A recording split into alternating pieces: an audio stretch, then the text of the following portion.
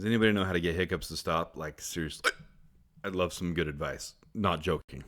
Bear down, sports making Chicago proud.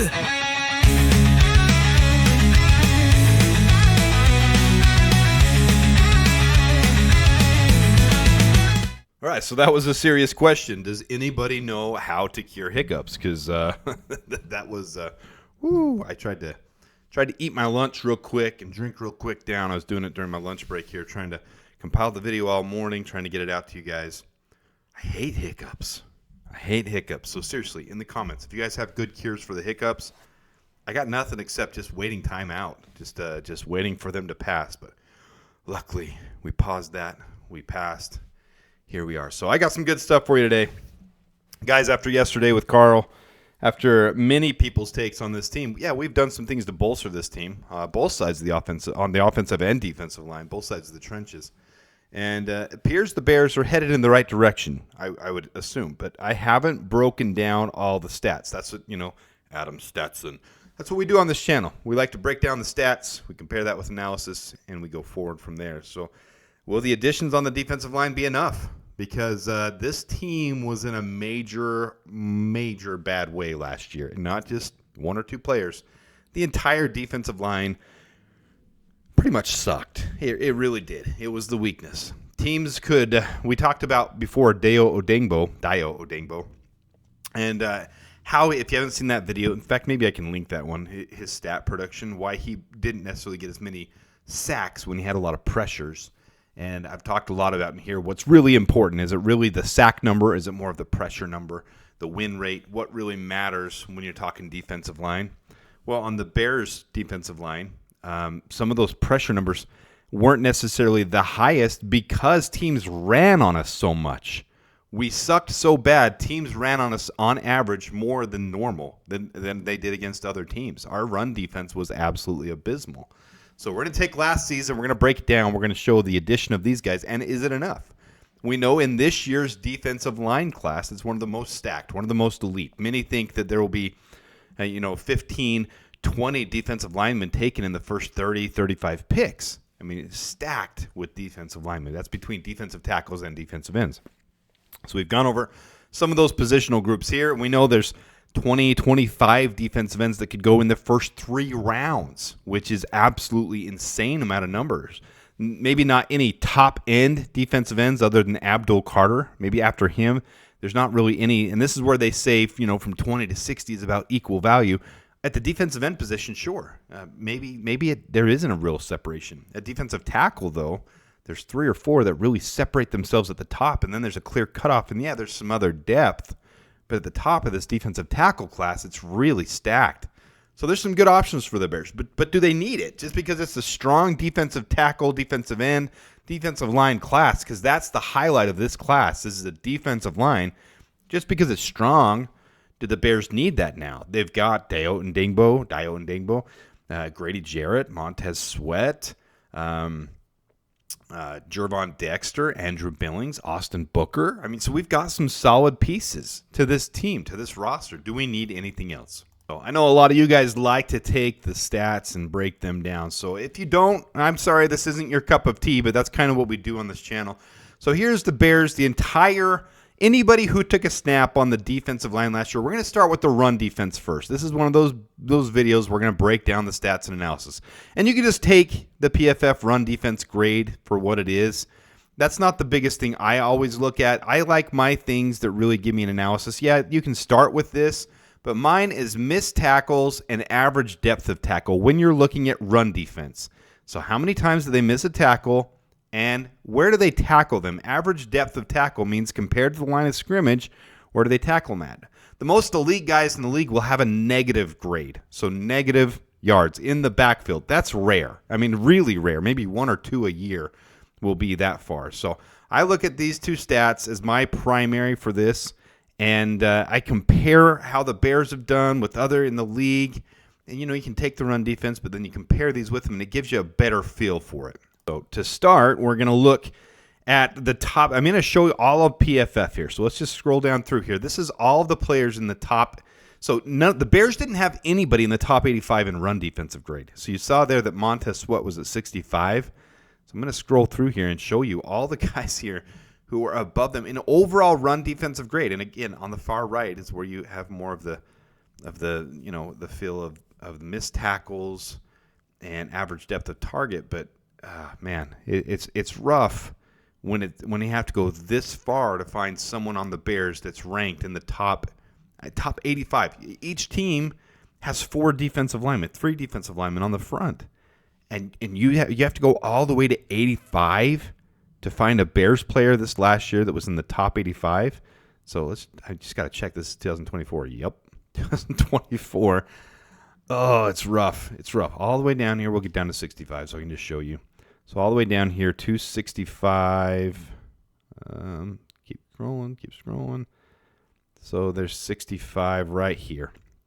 And there is Montez Sweat at number 87th. He was ranked 87th in run defense. And that's the top Bear. Ugh.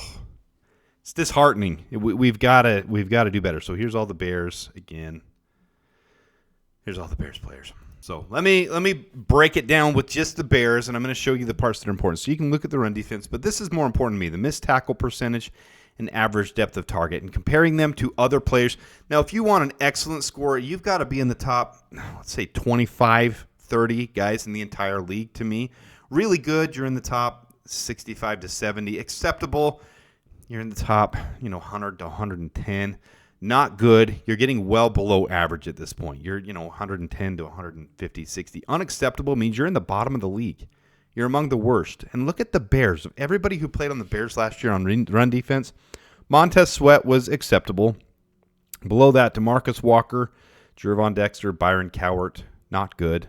And then unacceptable, all these players, Jacob Martin, Darrell Taylor, Andrew Billings, Dominic Robinson, Jonathan Ford, Austin Booker, Zach Pickens, Chris Williams. It's not, this is why I said when we re-signed Chris Williams, now his contract's not guaranteed, so we can cut Chris Williams, save that $3.26 million, and have that go to someone else. Once we get through the draft, once we get later into free agency, maybe we keep him through 60-man camp or 90-man camp and we decide to cut him. I don't know, but everything here, when you got 3 reds that are unacceptable, missed tackle rate as high as it was, average depth of target of tackle as far back as it was, 4.4 yards.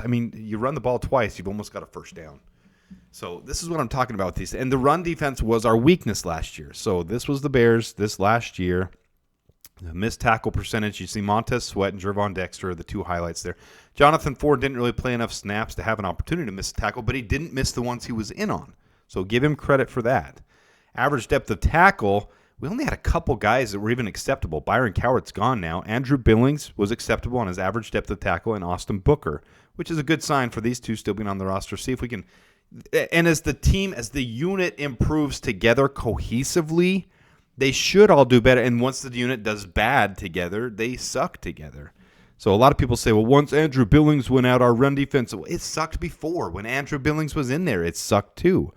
And I understand. So he doesn't, his depth of tackle isn't as bad, but he missed a lot of tackles, and his run defensive grade was not good. So am I completely down on Andrew Billings? I just don't think he's starter quality, guys, and I've made that known. I like him as a rotational backup guy. I've said that. He's getting paid $3 million a year. I think that's an appropriate amount of money to pay him and have him be a backup. But here's the guys that we got rid of. So now DeMarcus Walker gone, Byron Cowart gone, Jacob Martin gone, Darrell Taylor gone. And you see out of our top 6, on run defense at least, that's 4 out of our top 6 guys. So did we do enough by bringing in the new guys that we brought in on the run side of the ball? So here's where we look now, and this is obviously with their other teams, but it does improve the team dramatically. Obviously, Dayo Odeyingbo's missed tackles is something to monitor and warrant. He might be more of in on, passing downs, more of going after to, get the pressure. And I'm going to show pass because it's not just one-sided. You've got the run, you got the pass. So there's 2 sides to it. But you see his average depth of tackle was very short. So he penetrated the pocket, and he got depth of tackle very short. If you're tackling here within 1 yard, it's very solid. So both of our bookends, Montez Sweat and Dayo Odeyingbo, very good right there. Grady Jarrett coming in. He's the only one besides Montez Sweat that's really solid in all 3 phases here. His overall run grade is fine, 61.5. Could be better. It's acceptable. So acceptable is the same as saying fine. Missed tackle percentage right there on the verge of, you don't want it to get any worse, but it's acceptable. It's right there. It's okay. Anything lower, and it would not be good. And then, where are we at? Actually, I think I screwed up on that one. I think that's supposed to be not good. I think between 5 and 11% is not good and lower. So that should be yellow, and then average depth of target of tackle 1.4. So I'll get that changed. But either way, those are good additions. You can see both of them would be right in the beginning, and this is where it should be. Our best players are ranked at the top here. Montez Sweat, Grady Jarrett, Gervon Dexter, Dayo Odeyingbo, and Andrew Billings. It looks like from this, to me, though, this is my opinion. That's why I'm putting this out there for you guys. Adding Chris Williams, keeping Zach Pickens. Austin Booker needs to develop more. Jonathan Ford, probably practice squad player. Need a little bit more help because you rotate through all game. You've got 6, 7, 8 guys rotating on the defensive line consistently. You can't do it with just 5 guys, with 4 guys. So there's the run side of the ball. Need a little bit more help, in my opinion. So, no, I don't think we've done enough. I think it needs a little bit more help. But now let's get to the pass rush side of the ball, where the Bears were significantly better, but teams ran down our throats so much, it wasn't so much up to that. But we did a decent job. So here's the pass rush side. And like I said with the other one, you can take a grade, which is fine. And I like taking a grade. It's good. You can see a general synopsis of it. But to me, it's more important how many total pressures they got. And in relative to how many opportunities, too, because Andrew Billings only had 8 games, 144 pass rush opportunities, but he got 14 pressures, 11 of those on the weakest variety of it, but he still penetrated the pocket, which is good. But his PRP grade, which is your PFF's pressure metric, how well he did on those pressures, wasn't be good because he didn't get any sacks or hits. It was really just, pushing and making the quarterback hurry, which doesn't do a whole lot. Quarterbacks can hurry, and they can still get the ball off and do a good job. When you hit them and when you get sacks on them, so Montez Sweat here, with maybe less pressures per snap taken, or even Gervon Dexter having more sacks and more hits, those variety are probably the most important of that. And then the win rate. How often do they win against the player that's trying to stop the defender? So how often they win is an even bigger metric to me. So win percentage, PRP, and total pressures is kind of my bigger metric of what I'm looking at on those. So I kind of grade these. You take the grade and you have to take it into context with these, though. So let's look at the Bears from last season. And this might be even worse because there's no Chicago Bears players in the top 35 for generating pressure. So this is on the right here. You can see total pressures generated. And this is why, if you go back to the beginning here, right at the top, that's why I was in favor and an advocate for trading for Trey Hendrickson. I like the idea of someone that can generate pressure on every single play. You're playing 17 games and you get in 83 times, you're generating a significant amount of pressure. So I like it. It's kind of past that point now. Chase Young, you can see highs up there. Daniel Hunter, Zadarius Smith, who I believe is still a free agent. Chop Robinson. I mean, a lot of these names. Max Crosby. And you get down here to 38, and there's Montez Sweat with 49 pressures generated. So I'm not knocking Montez Sweat, but when that's your top guy getting 38th in pressures, we only had 1 in the top 35. And then if you go down here even farther, where's our next guy? Because we only have, if you take each team has 3-4 guys on the line, say it's Gervon Dexter's at 64th with 39 pressures, you should have, 5-6 guys in the top 150. Well, the Bears only had 4 guys. So we only had 4 guys in the top 150 on this entire list. We only had 4 guys that had, more than 18 pressures on the entire year. Pressures. We're not talking about sacks. We're talking about pressures. And Darrell Taylor at 93, he's gone. So the Bears needed some significant help on the defensive line. So these 2 big moves, Grady Jarrett and Dayo Odeyingbo, they're for a reason. It makes sense. So getting all the way down here to 150, the Bears just didn't generate enough pressure. So they had decent pass rush defense, but not enough pressure. This metric's more important to me. You see Montez Sweat with an 8.1, the pressure he generated, And Jacob Martin, 8.4. Daniel Hardy, 9.5, but a weakness on how often he won. So they kept him as a restricted free agent, as an exclusive right free agent. So they kept him. More of a special teams player, but in the preseason, you got to see a chance of him, playing some big plays and showing off. He's still young. He's only going into his third year. So there's a lot of opportunity for Daniel Hardy. So I like keeping him, but you can't depend on him. So I like that one a lot. Dominic Robinson was such an outlier because he didn't get the pressures, but he won a lot. So to me, that shows, decent hand fighting and good skills there, but not quick enough. He needs to either hit the weight room or get some advanced technique with the guys. And he's going into his fourth year with the Bears on his rookie contract. So decent there, but that win rate, the win rate's fine, actually really good win rate, but the pressure rate generated, it just does not match. So you need guys that can equal all three, and you can see the top four here were really the only ones that kind of did that. And Montez Sweat really the only consistent across the board. So we need more of that. Andrew Billings really good at generating getting pressures, but not quality pressures, but he did have a good win rate. So I do expect to see him in on passing opportunities. I expect to see him rotating. I don't think he'll be the starter. I think it'll be Grady, Jarrett, and Gervon Dexter with how more well-balanced they are. But Gervon Dexter better against the run, which sounds funny. But Grady Jarrett can handle that role better than Andrew Billings. But here's where the Bears that are leaving are. You can see, so half of our top guys are gone. They're gone. Andrew Billings, Montez Sweat, Gervon Dexter, Chris Williams is still here. I don't necessarily want him here because of his weakness against the run. But what does it look like with our new guys in here? And it looks a lot better. It does. I mean, Dayo Odeyingbo in his pressure rates, a lot better. His win rate, the best on the team, according to last year, how it would be, really good. But not the same thing, not generating quite enough pressure, just slightly below Montez Sweat. And Grady Jarrett, pretty equal as well there, 12.9 win percentage. So we need some more quality pressures, but as a unit, if they can work together, I see them generating that together better. And we needed a couple more pieces. So I do see these as upgrades, but I don't see us as there yet. I don't see if Grady Jarrett's your cutoff there of ones that are quality, where you'd be comfortable with them rotating through the game and getting pressure.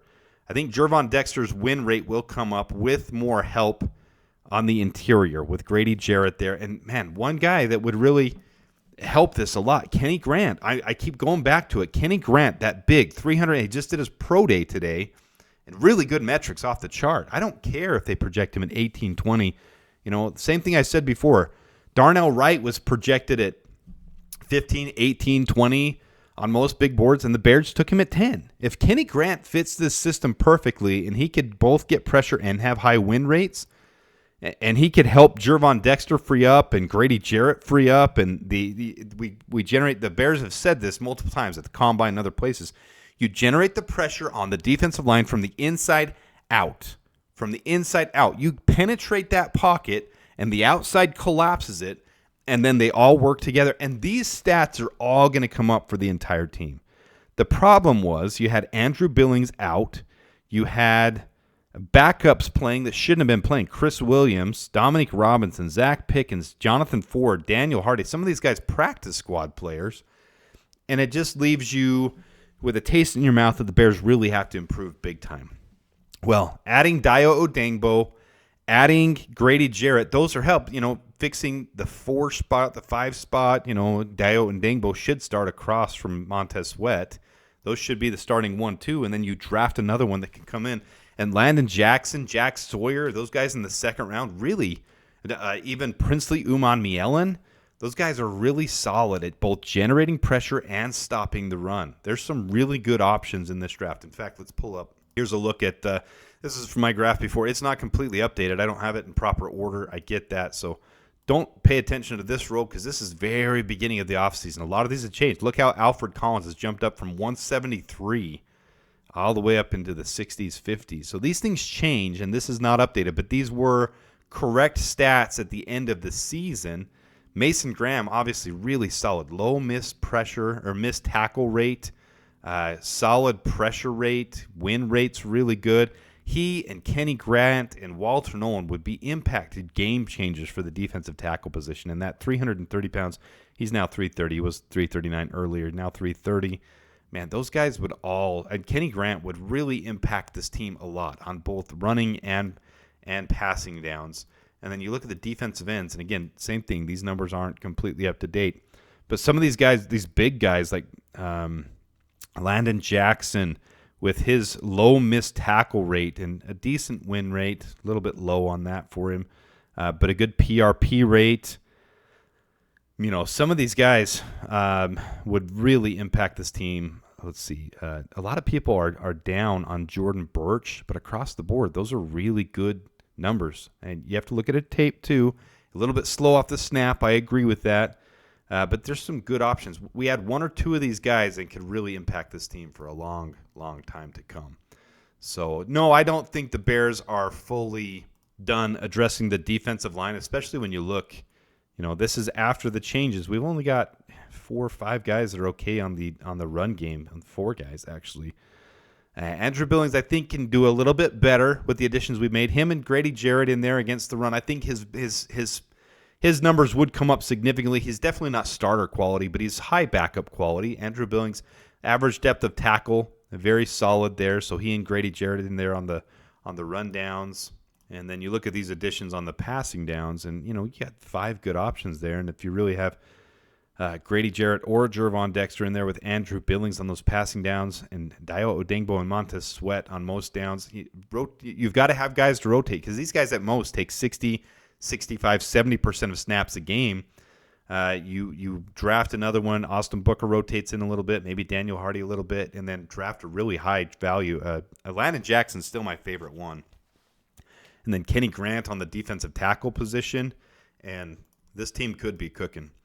Could be cooking. You look at, there's Landon Jackson there. You can see his defense, his run defense, his tackling grades, all very high. His pressure rate is decent. His missed tackle rate's very low. Princely Uman-Mielen, 0 missed tackles. High pressure rate, 5.7 plays between a sack, hit, and a hurry. Just not quite the size you'd think Dennis Allen wants, but his pressure and his run defensive grades are both solid. So some of these guys are a decent option there in the second round at the edge position. And then you look at the tackle position. Let's go back here. Take me off for this tackle position. Mason Graham, Kenny Grant, really solid. And you got some big size here, 339 to be able to stop some of that. Kenneth Grant is becoming my favorite, hands down my favorite, for the Bears to pick in the first round. Even if they pick him at 10, I'm not convinced the Bears will trade down. If they pick him at 10, I'm actually pretty good with that. I really am. I'm good with the Bears taking him because of what he could do to impact this team long term. So yeah, have we done some good things to bolster and upgrade this defensive line? 100%. Can't deny that. Will the entire unit do better with a little upgrade? Will they? I think Andrew Billings will do better with Dayo Odeyingbo, Grady Jarrett, Montez. I do think he'll do better. I think he'll be, low level starter quality, but we don't want low level. We want, and so I think we could upgrade that with Kenny Grant. I think Landon Jackson or someone like that could come in, and they wouldn't take over Dayo Odeyingbo from day one, but if they can upgrade that position and show some stuff, but with a second round pick, totally down with upgrading and beefing up this line. It would be a huge addition to this team to be able to stop the run finally. We weren't able to stop it at all last year. It was a huge, huge problem for us. That's how teams attacked us. So we talked about Dayo Odeyingbo and how couldn't get any sacks because teams dissected the Colts secondary last year. That was something I went over in his breakdown. Well, with the Bears, we didn't generate because they were running more run plays than normal against us than they did other teams. The Bears had a higher run against ratio than other teams. Most teams run roughly 2 pass plays to 1 run play. A lot of teams would run closer to 50-50 against us. So instead of 66%, closer to 50%. So it's still a pass-heavy league, but they would run more against us because they knew that was our weakness. We were really a team that struggled there. Well, adding both Grady Jarrett and Dayo Odeyingbo, one more time, sorry, I know I'm beating this dead horse, but both these guys, decent in the run game. Average depth of tackle, 1.4, 0.9. That bolsters this team quite a bit. You have both of them. You got Andrew Billings at 1.8. That bolsters this team run defense right there. Now, if we add one more piece to rotate in, if we add one more piece to finish that off, and maybe one at the defensive tackle, one at the at the edge position, this team will be actually cooking. Are we the best in the league yet? No. Pittsburgh's starting 3 is probably the best in the entire league. Some other teams are right up there at the top 2, but this would put the Bears on the right track to improve every year. Draft a solid guy this year, see how he does, and then keep building through the draft. The Bears have got to do that. I'm not sold on this Chris Williams signing yet. I'm not sold that that's going to happen for the Bears. And, there's some good things you see from him, but his run defense is atrocious. The worst on the team. Absolute worst on the team. His pressure, he did clog the middle a little bit, but he couldn't tackle. So I think 2 big additions would be very helpful because the defensive line rotates more than any other position. So I do appreciate you guys tuning in. If you like this stats type of stuff, comment what part you like the most. Comment what intrigued you. I am interested to see what you guys like out of these videos. These are the stats, the nerdy, geeky breakdown stuff that we like to do here. Stuff that actually takes a long time to compile together. So I do appreciate you when you guys hit that like button.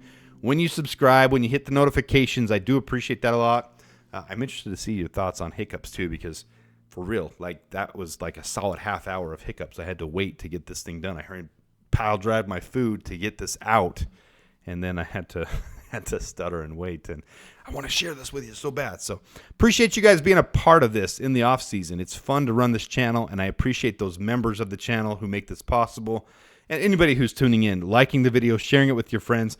It's fun for me, and I appreciate being a part of it with you. So until next time, thanks for tuning in. Da Bears, and bear down. Bear down, sports making Chicago.